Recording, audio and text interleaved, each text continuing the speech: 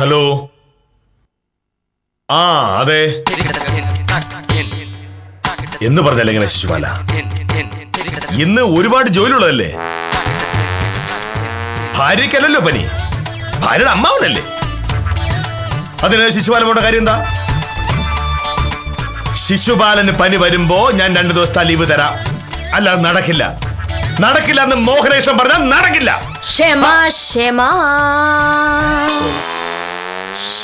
ശിശുപാല, ശിശുപാലൻ ഒരു കാര്യം മനസ്സിലാക്കണം. നമ്മളൊക്കെ സർക്കാർ ഉദ്യോഗസ്ഥന്മാരാണല്ലോ. നമുക്ക് രാജ്യത്തെ ജനങ്ങളോട് വലിയ വലിയ ഉത്തരവാദിത്തങ്ങളുള്ളതല്ലേ. അത് മറന്ന് നമ്മളൊന്നും ചെയ്യാൻ പാടില്ല. മഹാത്മാഗാന്ധി ഒരിക്കൽ പറഞ്ഞിട്ടുണ്ട്. ഹലോ സഹോദര, കട്ടായല്ലോ. അത് കട്ടായതായിരിക്കില്ല. ശിശുപാലൻ ചേട്ടൻ കട്ട് ചെയ്ത് ജീവനും കൊണ്ട് രക്ഷപ്പെട്ടതായിരിക്കും. അങ്ങനെ വില്ലേജ് ഓഫീസർ ക്ഷമ പഠിച്ചു തുടങ്ങി. ഇങ്ങനെ പോയാ കാക്ക മലന്ന് പറന്നു തന്നെ. എന്തായാലും ഞാൻ കാപ്പി എടുത്ത് വെക്കാം. ക്ഷമ പഠിക്കുമ്പോ കുറച്ച് ശക്തി ഉണ്ടാവുന്നത് നല്ലതാ.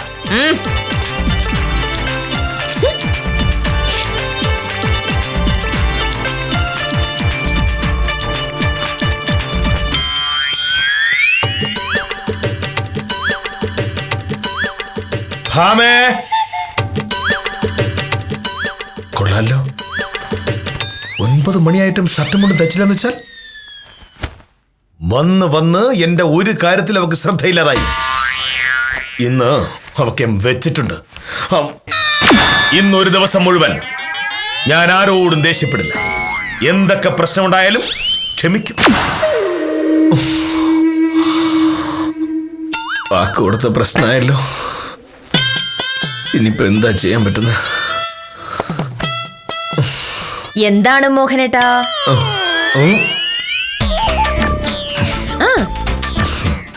എന്റെ ഷർട്ടും മുണ്ടും തേച്ചില്ല. ഇല്ല. അല്ല, മണി 9 സ്ഥിതിക്ക് ഷർട്ടും മുണ്ടും തേക്കേണ്ടതല്ലേ? 9 മണിക്ക് ഷർട്ടും മുണ്ടും തേക്കണമെന്ന് ഇന്ത്യൻ ഭരണഘടനയിൽ പറഞ്ഞിട്ടുണ്ടോ? ഭരണഘടന അത്തരം കാര്യങ്ങൾക്കുള്ളതല്ലല്ലോ. ഈ ഷർട്ടും മുണ്ടും ഒന്ന് തേച്ച് കിട്ടിയ ഇതിനെക്കാട്ടിലും നല്ലൊരു അവസരം നിനക്ക് കിട്ടില്ല ഭാമേ. എന്താടി എരുമ ആലോചിക്കുന്നത്? ഭാമേ, ഞാൻ പറഞ്ഞു നീ കേട്ടില്ലേ? ഇന്നു മുതൽ ഷർട്ടും മുണ്ടും തേക്കാൻ എന്നെ പ്രതീക്ഷിക്കണ്ട. പ്രതീക്ഷിക്കണ്ട എന്ന് പറഞ്ഞാൽ? പ്രതീക്ഷിക്കണ്ട എന്ന് പറഞ്ഞാൽ പ്രതീക്ഷിക്കണ്ട എന്ന്. ഇനി അങ്ങോട്ട് എന്നും മോഹനേട്ടന്റെ ഷർട്ടും മുണ്ടും മോഹനേട്ടൻ തന്നെ തേക്കണം. എനിക്ക് പറ്റില്ല.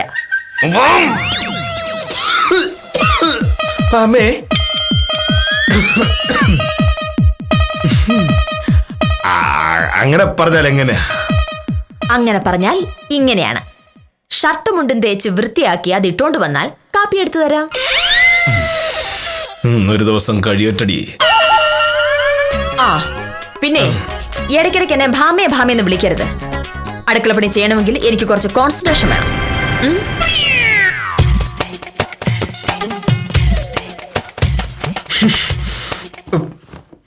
തോപ്പിക്കാൻ നോക്കുന്നു. മോഹനകൃഷ്ണനെ തോപ്പിക്കാൻ നോക്കുന്നുടി.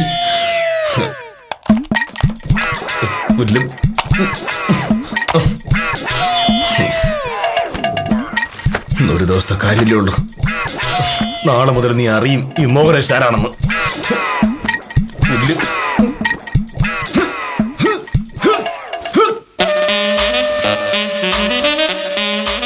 വില്ലേജ് ഓഫീസറെ ഒതുക്കാനായി ദൈവമായി തന്നൊരു അവസരമാണിത്. അത് ഞാനായിട്ട് കളഞ്ഞു കുളിച്ച ദൈവം ചോദിക്കില്ലേ, ഭാമേ ഭാമേ നിനക്ക് നല്ല ഒന്നാന്തര അവസരം ഞാൻ തന്നതല്ലേ, എന്നിട്ട് നീ അത് ഉപയോഗിച്ചോ എന്ന്. അതിന്റെ കാര്യം എന്താ? അവസരം ചൂഷണം ചെയ്യുന്നവരാണ് ജീവിതത്തിൽ വിജയിക്കുന്നത്.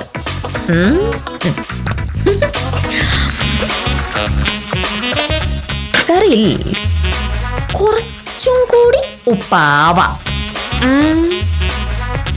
ഉപ്പ് കൂടുതൽ കഴിക്കുന്നത് ആരോഗ്യത്തിന് വളരെ നല്ലതാണ്.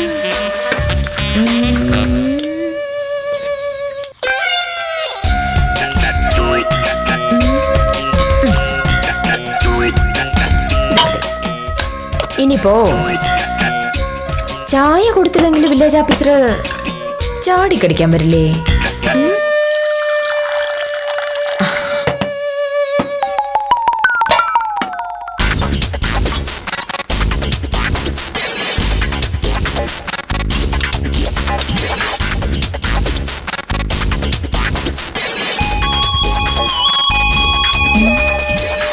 പോരാ, കുറച്ചേറെ മധുരം വേണം. അങ്ങനെ നമുക്ക് കുറയ്ക്കാൻ പറ്റുമോ?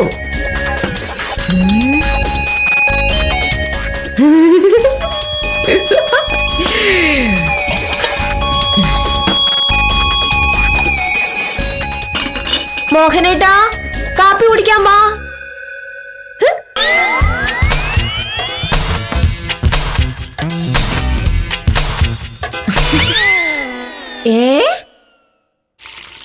അപ്പോ ഷർട്ടും മുണ്ടുമൊക്കെ തനിയെ തേക്കാൻ അറിയാം. ഇനിയിപ്പോ എന്റെ ആവശ്യമില്ലല്ലോ. എന്തായാലും എന്റെ ഒരു പ്രശ്നം ഒഴിവായി കിട്ടി. ഇനിയിപ്പോ അലക്കും കൂടി സ്വന്തമായിട്ട് ആവാം. എന്തായാലും ഞായറാഴ്ച മോഹനയുടെ അവധിയല്ലേ? അന്ന് ഒരു ദിവസം കൊണ്ട് ഷർട്ടും മുണ്ടുമൊക്കെ അലക്കാവുന്നതേ ഉള്ളൂ. എനിക്ക് ആഫീസിൽ പോകാൻ സമയമായി. ഒന്നുകിൽ നീ ഭക്ഷണം വിളമ്പുക, അല്ലെങ്കിൽ സ്വയം എടുത്ത് കഴിക്കാൻ എന്നെ അനുവദിക്കുക.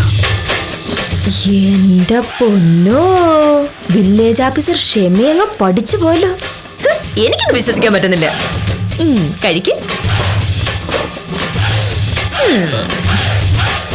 നീ ഇവിടെ ഇരിക്കണമെന്നില്ല. ഒരുപാട് സമയമൊന്നുമില്ല, കുറച്ചു നേരം. മോഹനയുടെ കഴിക്കുന്നത് ഞാനൊന്ന് കാണട്ടെ. കഴിക്കാൻ ചപ്പാത്തിയാണ്. കണ്ടു. ദേഷ്യമുണ്ടോ? ഇല്ല.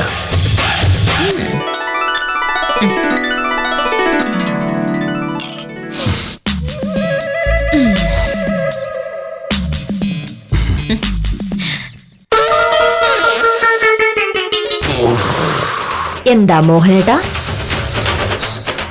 എന്തു പറ്റി? ഇതിൽ ഉപ്പ് കുറച്ച് കൂടുതലാണ്. ദേഷ്യപ്പെടുന്നില്ലേ? ഇല്ല, അങ്ങനെ സംഭവിച്ചു പോയതല്ലേ. ദേഷ്യപ്പെട്ടിട്ട് എന്താ കാര്യം?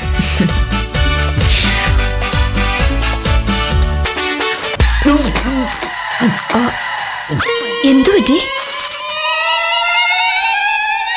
ചായയിൽ മധുരവും വളരെ കൂടുതലാണ്. ദേഷ്യം വരുന്നുണ്ടോ? ഒട്ടുമില്ല. എങ്കിൽ പിന്നെ കഴിക്കാം. ഞാൻ ഇപ്പൊ വരാട്ടോ. ഇത് മുഴുവൻ കഴിക്കണം, ഇല്ലെങ്കിൽ മോഹനേട്ടൻ എന്നോട് ദേഷ്യമാണെന്ന് ഞാൻ കരുതും.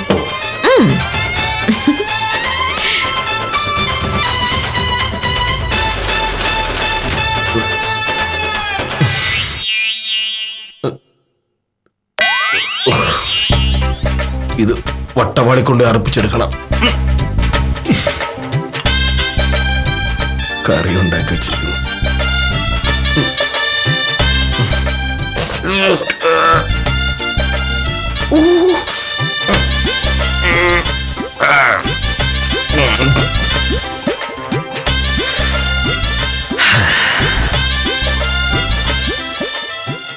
കഴിച്ചോ മോഹനേട്ടാ?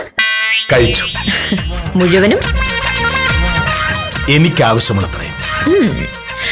നാളെ മുതൽ എങ്ങനെ തന്നെ മതിയല്ലോ അല്ലേ? കൃഷ്ണൻകുട്ടിയുടെ ചായക്കട തന്നെ ശരണം. ആവശ്യമില്ലാതെ വാക്ക് കൊടുക്കണ്ട. എന്താ? ഒന്നുമില്ല, ഞാൻ ഇറങ്ങുന്നു.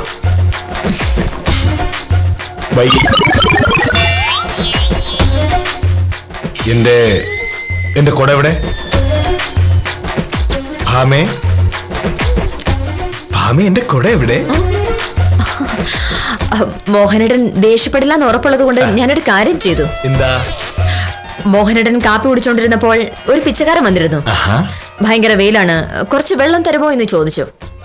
ഞാൻ ആലോചിച്ചപ്പോ ഇപ്പൊ വെള്ളം കൊടുത്താലും കുറച്ചു കഴിയുമ്പോ പിന്നെ ദാഹിക്കില്ലേ? അത്ര ഭയങ്കര വെയിലാ. ഞാൻ പറഞ്ഞു, ആ കൊടയും കൊണ്ട് നടന്ന് തെണ്ടിക്കോ, അപ്പൊ ദാഹിക്കില്ലാന്ന്. അയാൾ ആ കൊടയും കൊണ്ട് പോയി. അല്ലെങ്കിൽ കുറെ നാളായിട്ട് ഞാൻ വിചാരിക്കാം ആ കൊടയൊന്ന് മാറ്റണമെന്ന്. അത് മോഹനേട്ടൻ ഒട്ടും ചേരില്ല. ഒരുമാതിരി 70 വയസ്സായ കളവന്മാരെ പോലെ. എന്തായാലും ഇന്ന് വൈകിട്ട് ഞാൻ വരുമ്പോ നല്ല അടിപൊളി ഒരു കൊട വാങ്ങി വരാം. സ്വിച്ചിട്ടാ തുറക്കുന്ന നല്ല അടിപൊളി ഒരു കൊട. ഒന്ന് ക്ഷമിക്കാന്ന് വിചാരിച്ചപ്പോ ഒരു തരത്തിലും സമ്മതിക്കില്ലേ? ഞാൻ ഏത് കൂടെ ഉപയോഗിക്കണം, ഏത് വേഷം ധരിക്കണം എന്നൊക്കെ തീരുമാനിക്കുന്നത് ഞാനാണ്. മര്യാദയ്ക്ക് എന്റെ കൂടെ തിരിച്ചെന്നില്ലെങ്കിൽ ഈ മോഹനേഷൻ ആരാണ് നീ അറിയും. എനിക്ക് എന്റെ കൂടെ ഇപ്പൊ കിട്ടണം. ഇപ്പോഴെന്ന് പറയാ ഈ നിമിഷം. ദാ.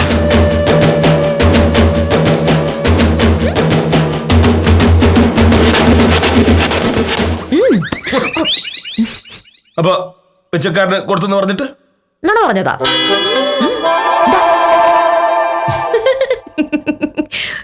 എന്റെ മോഹനട്ട ഒരു ചൂടും ചുണയില്ലെങ്കിൽ എന്റെ മോഹനട്ടനെ കാണാൻ ഒരു രസമില്ലാഞ്ഞിട്ടല്ലേ. ഞാനായിട്ട് വാശി പിടിപ്പിച്ചു പോയി.